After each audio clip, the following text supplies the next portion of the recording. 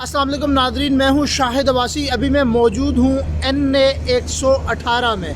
NA 118 से यहाँ पर जो नून लीग के उम्मीदवार हैं वो हमज़ा शहबाज साहब हैं, और यहाँ पर जो NA 118 है यही नवाज़ शरीफ साहब का पुराना ग्वाल मंडी घर हुआ करता था, और बर्फ़खाना चौक में इनका जो पुरानी प्रॉपर्टी थी वो थी, और उस इलाके का मैंने विज़िट किया। और NA 118 की जो सूरत हाल है, यहाँ पर जो नून लीग है वो जीत रही है। अब तक की परसेंटेज जो हमने निकाली है, तकरीबन वहाँ पर 65% जो वोट है वो नून लीग का है, और बाकी तहरीक लब्बैक और पाकिस्तान पीपल पार्टी के भी इक्का दुक्का वोट हैं, तहरीक लब्बैक के पैक्ट वोट हैं, और PTI मुकाबला कर रही है यहाँ से, और PTI का दूसरा नंबर है यहाँ पर। लेकिन सूरत हाल बड़ी मुख्तलिफ है, क्योंकि जो डॉक्यूमेंट की जो नॉमिनेशन थी वो मुस्तरद कर दी गई है। इस डॉक्यूमेंट की नॉमिनेशन मुस्तरद करने की वजह से लोगों के अंदर एक यहाँ पर शदीद गुस्सा है, और लोग कहते हैं कि हमने पहले इमरान खान को वोट नहीं देना था, लेकिन अब हम इमरान खान को ही वोट देंगे। लेकिन आया कि अगर ये नॉमिनेशन पेपर बहाल होते हैं तो फिर लोगों का जो क्या डिसीजन होगा, लोग क्या फ़ैसला करेंगे, हवाएं किस तरफ चलेंगी, क्योंकि अभी तक इलेक्शन के लिए कोई 32 से 35 दिन का टाइम बाकी है। तो क्या इस टाइम के अंदर क्या ये लोग फ़ैसला करेंगे कि हम पाकिस्तान तहरीक इंसाफ को इक़्तिदार में लाएंगे या नहीं। लेकिन सिस्टम पूरा नंगा हो चुका है। देखें कि जो हाई कोर्ट के जजेस के सामने पेपर जाते हैं, जो ROs हैं, उन्होंने ऑर्डर जो लिखे हैं वो कानूनी तौर पर माहिर लोग नहीं बैठे हुए।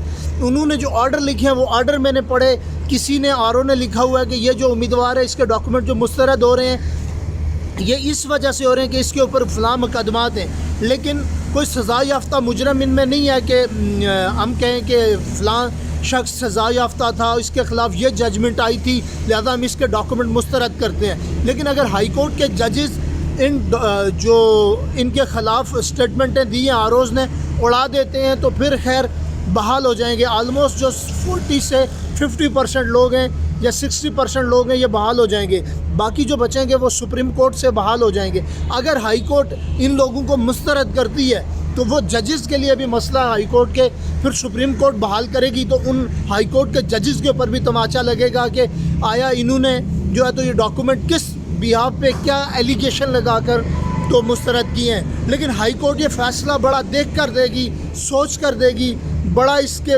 ऊपर ध्यान करेगी, और जो कानूनी रेफरेंस इस्तेमाल करेगी उसको किसी लीगल पोजीशन में सेट करेगी प्रेसिडेंट, तो तभी जाकर वो इनके डॉक्यूमेंट मुस्तरद कर सकती है।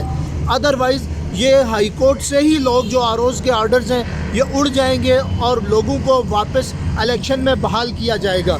तो यहाँ पर जो सूरत हाल है, मुझे यही मेरी जो ज़ाती ओपिनियन या मेरी ज़ाती राय थी कि ये जो लोग हैं इनको खुलेआम मैदान में छोड़ देना चाहिए था और इलेक्शन होने देने चाहिए थे। इनके डॉक्यूमेंट अगर किसी ख़ास कोई ऐसी कोई सॉलिड ग्राउंड नहीं थी तो उस बुनियाद पर मुस्तरद नहीं करने चाहिए थे छोटी मोटी चीज़ों पर, जिसके अंदर आइन में गुंजाइश मौजूद है, कानून के अंदर भी गुंजाइश मौजूद है। लेकिन यहाँ पर चीज़ें बड़ी मुख्तलिफ़ तरीके से चल रही हैं, सिस्टम सारा एक ही साइड पर लेटा हुआ है, और यहाँ पर पाकिस्तान तहरीक इंसाफ के उम्मीदवारान बज़िद हैं। लेकिन अगर ROs ने डॉक्यूमेंट मुस्तरद किए तो इसके ऊपर एक एक हल्के से 15 उम्मीदवार हैं पाकिस्तान तहरीक इंसाफ के, तो एक के मुस्तरद करेंगे दूसरा आदमी आ जाएगा, दूसरे के मुस्तरद करेंगे तीसरा आएगा, फिर इसी तरह ये चीज़ें कंटिन्यू होती रहेंगी। ये चीज़ें रुकने वाली नहीं है। ये भी सब लोगों को पता है कि अभी सबसे ज़्यादा जो उम्मीदवारान हैं वो पाकिस्तान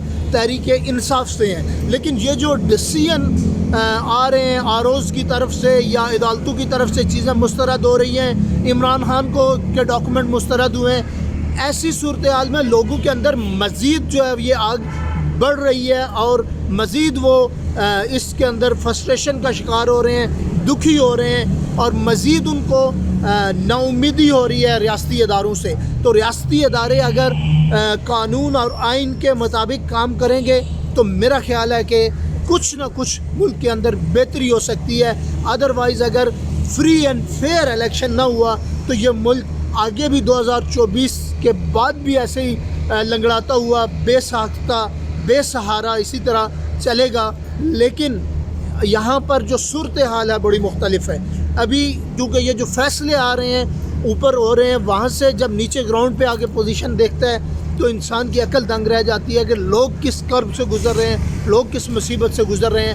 تو اس میں میرا خیال ہے کہ ہم لوگوں کو سوچنا چاہیے، ریاستی اداروں کو سوچنا چاہیے، چیف جسٹس کو سوچنا چاہیے کہ تاکہ ان چیزوں کا سلوشن نکل سکے بہترین اور یہاں پر الیکشن ہو سکے. شکریہ.